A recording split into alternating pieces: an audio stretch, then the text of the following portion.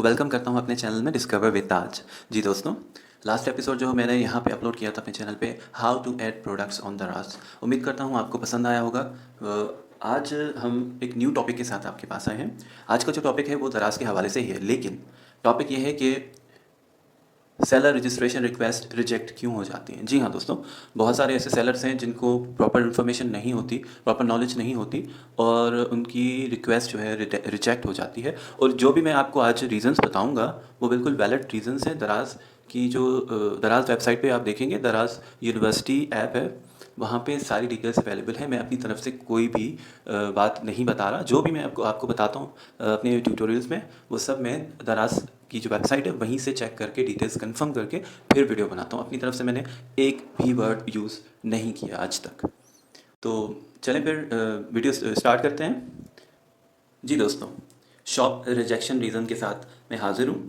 जी दोस्तों, पहला रीज़न जो है जिसकी वजह से शॉप रिजेक्ट हो जाती है रिक्वेस्ट, पहला रीज़न है इन case of personal account, different account title and CNIC। जैसे मेरा अकाउंट है किसी भी बैंक में, बैंक अकाउंट की बात कर रहा हूँ, और मेरे CNIC पे जो नाम है वो मेरे बैंक अकाउंट पे नाम अवेलेबल नहीं है। आई मीन नाम में डिफरेंस है।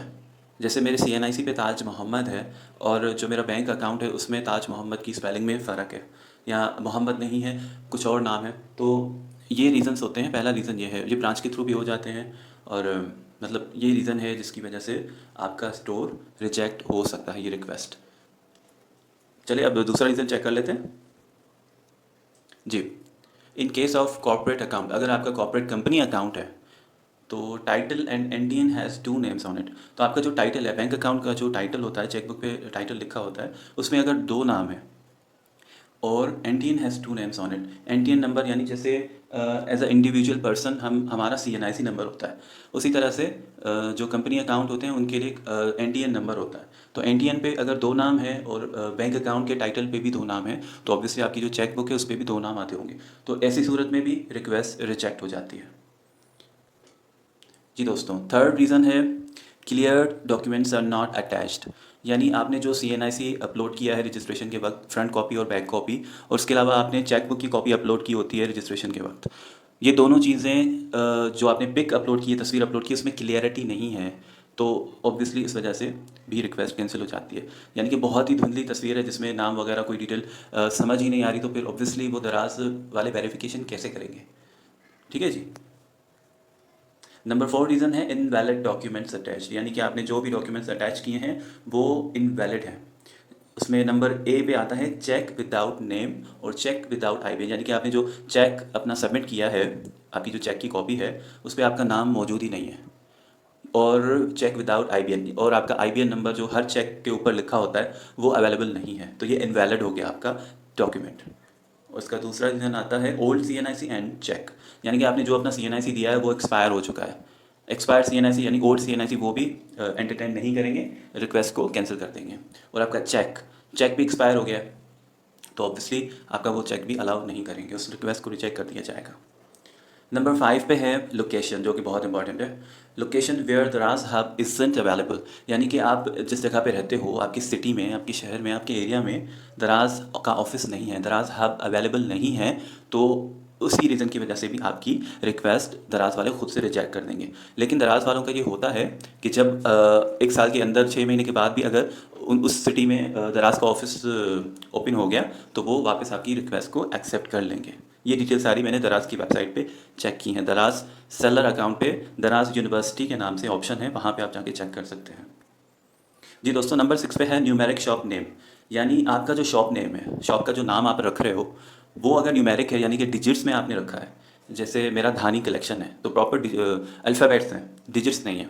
अगर आप डिजिट्स में रख रहे हो, जैसे 786 786, इस तरह के नाम लोग रखते हैं, तो इस तरह का अगर न्यूमेरिक है तो उसे रिजेक्ट कर दिया जाएगा। हाँ, अगर आप नाम के साथ बीच में अगर या साइड पे कोई न्यूमेरिक डिजिट ऐड कर देते हो तो वो कोई आई थिंक रीज़न नहीं है, वो कोई इशू नहीं है। लेकिन पूरा नाम ही आपका न्यूमेरिक है तो फिर वो रिजेक्ट कर देते हैं। इसका बी नंबर है शॉप नेम विद दराज। आपने शॉप का नाम रखा है लेकिन उसमें आपने दराज को भी ऐड किया हुआ है। जैसे मेरा दानी कलेक्शन है तो उसमें कोई दराज का नाम नहीं है, लेकिन आपने रखा हुआ है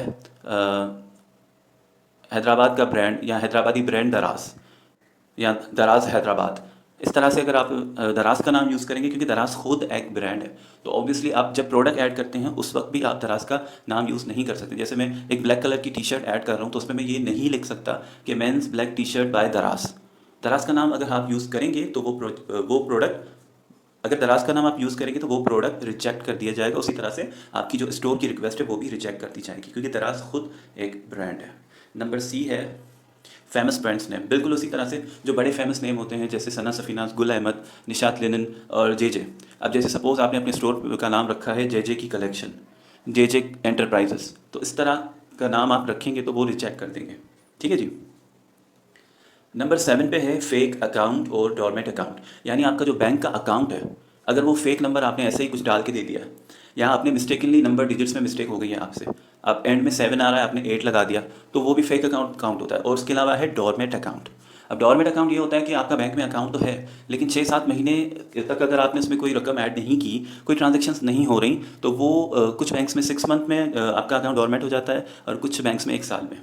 डोरमेट का मतलब ये है कि आपका अकाउंट डीएक्टिवेट हो जाता है बैंक में, तो उसके लिए आपको वापस जाके अमाउंट कुछ जमा करानी होती है, और फिर आपका अकाउंट वापस एक्टिवेट हो जाता है। जी दोस्तों, नंबर 8 पे है duplicate shops are not allowed. जी दोस्तों, जैसे मेरा धानी कलेक्शन है, तो मैं ख़ुद भी धानी कलेक्शन 2 स्टार्ट करना चाह रहा था।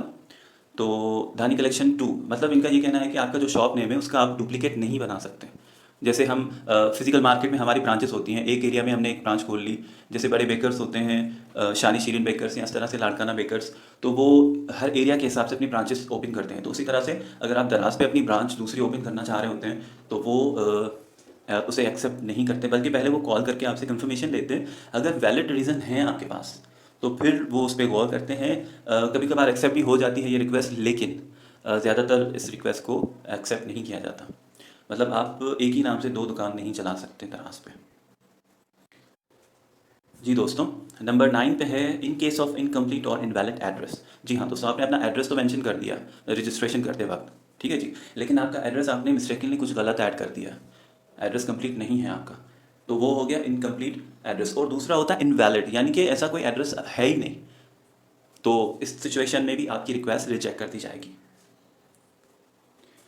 जी दोस्तों, ये थी कुछ पॉइंट्स जिनकी वजह से जो है दराज रिक्वेस्ट रिजेक्ट हो जाती है। जो सेलर सप्लाई कर रहे होते हैं उनको प्रॉपर इन्फॉर्मेशन नहीं होती, तो ऑब्वियसली ये रिक्वेस्ट रिजेक्ट हो जाती है। जब भी आपको कोई क्यूरी हो, कोई प्रॉब्लम हो, आप हेल्पलाइन पे कॉल करके पूरी इन्फॉर्मेशन हासिल कर सकते हैं।